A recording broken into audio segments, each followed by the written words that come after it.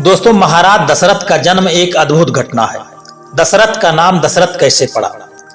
पौराणिक ग्रंथ धर्मों के आधार पर बताया जाता है कि एक बार राजा अज दोपहर की वंदना कर रहे थे। उस समय लंकाधिपति रावण उनसे युद्ध करने के लिए आया और दूर से उनकी वंदना करना देख रहा था। राजा अज ने भगवान शिव की वंदना की और जल आगे अर्पित करने की जगह पीछे फेंक दिया।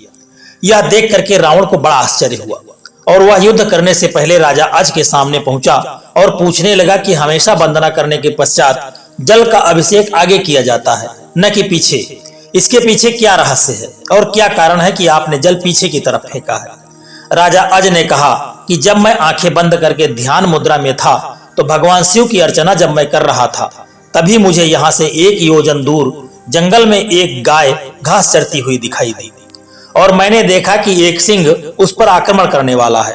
तभी मैंने गाय की रक्षा के लिए जल का अभिषेक पीछे की तरफ किया। रावण को यह सुनकर के बड़ा आश्चर्य हुआ। रावण 1 योजन दूर वहां गया और उसने देखा कि एक गाय हरी घास चर रही है, जबकि शेर के पेट में कई बाण लगे हैं। अब रावण को विश्वास हो गया कि जिस महापुरुष के जल से ही बाण बन जाते हैं और बिना किसी लक्ष्य साधन के लक्ष्य भेदन हो जाता है, ऐसे वीर पुरुष को जीतना बड़ा ही असंभव है और वह उनसे बिना युद्ध किए ही लंका लौट जाता है। एक बार राजा अज जंगल में भ्रमण करने के लिए गए थे तो उन्हें एक बहुत ही सुंदर सरोवर दिखाई दिया। उस सरोवर में एक कमल का फूल था जो अति सुंदर प्रतीत हो रहा था।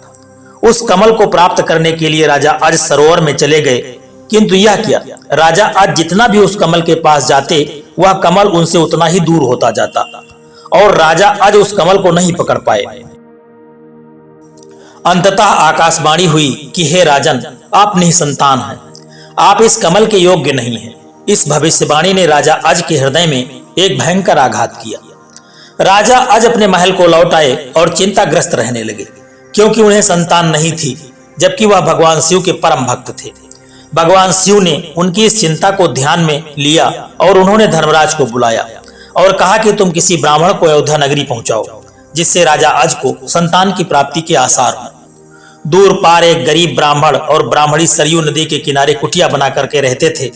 एक दिन वे ब्राह्मण राजा अज के दरबार में गए और उनसे अपनी दुर्दशा का जिक्र करके भिक्षा मांगने लगे।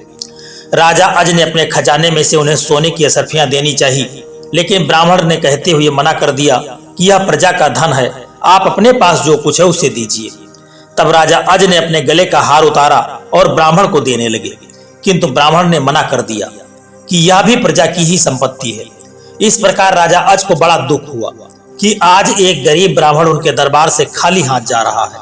तब राजा अज शाम को एक मजदूर का वेश बनाते हैं और नगर के किसी काम के लिए निकल जाते हैं। चलते चलते वह एक लोहार के यहाँ पहुंचते हैं और अपना परिचय बिना बताए ही वह विनय करके काम करने लग जाते हैं। पूरी रात जब हथौड़े से लोहे का काम करते हैं, जिसके बदले में उन्हें सुबह 1 टका मिलता है। राजा 1 टका लेकर के ब्राह्मण के घर पहुंचते हैं, लेकिन वह ब्राह्मण नहीं था। उन्होंने वह 1 टका ब्राह्मण की पत्नी को दे दिया और कहा कि इसे ब्राह्मण को दे देना। जब ब्राह्मण आया तो ब्राह्मण की पत्नी ने वह टका ब्राह्मण को दिया और ब्राह्मण ने उस टका को जमीन पर फेंक दिया। तभी एक आश्चर्यजनक घटना हुई। ब्राह्मण ने जहां टका फेंका था वहां गड्ढा हो गया। ब्राह्मण ने उस गड्ढे को खोदा तो उसमें एक सोने का रथ निकला तथा आसमान में वह चला गया। इसके पश्चात ब्राह्मण ने जब और खोदा तो दूसरा सोने का रथ निकला और आसमान की तरफ चला गया।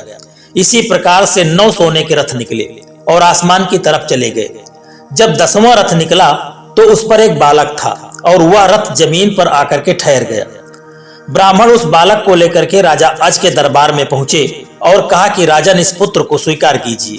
यह आपका ही पुत्र है जो 1 टका से उत्पन्न हुआ है तथा इसके साथ में सोने के 9 रथ निकले हैं जो आसमान में चले गए हैं, जबकि यह बालक 10वें रथ पर निकला है, इसलिए यह रथ तथा पुत्र आपका है। इस प्रकार से दशरथ जी का जन्म हुआ था। महाराज दशरथ का असली नाम मनु था और ये 10 दिशाओं में अपना रथ लेकर के जा सकते थे, इसीलिए दशरथ नाम से प्रसिद्ध हुए। दोस्तों, अब आपको पता चल चुका कि महाराज दशरथ का नाम दशरथ क्यों पड़ा। दोस्तों, इस कहानी को सुनने के बाद आपको यह कहानी कैसी लगी है, एक प्यारा सा कमेंट करके जरूर बताना।